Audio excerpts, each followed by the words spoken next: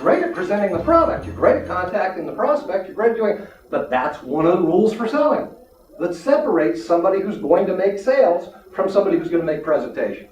One of the rules of selling being Ask a question in response to any question. Because really the person asking the question is the one in charge of the conversation. Statement of fact. And if you want an illustration of that, look at cops. What do they do when they pull you over? What's the first thing out of their mouth? What do you think you did? What is that?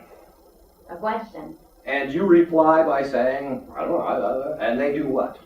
Ask another question. And yet again another, and yet again another. Okay? Until you're actually admitting your guilt. Right. Yeah. All right? So questions are a form of control.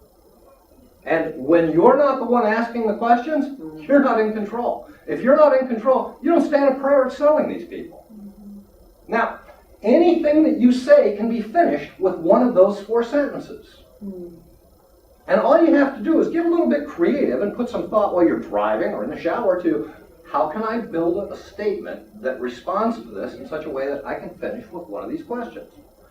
And again, question doesn't matter. The way you phrase it doesn't matter. It's the fact that you ask a question. You're taking them back on the path you need to. Because when you say, which would you prefer? They go, oh, I'm good with that. I was just curious.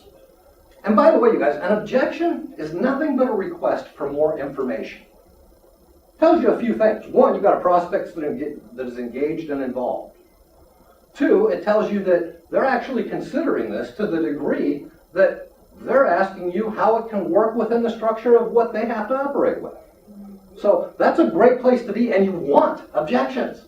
If you're not getting objections, you're not selling. Because they're not asking you for that information that's going to allow you to carry them through to the close. So, what's a close? Close is just any one of those 4 questions. Go through your presentation.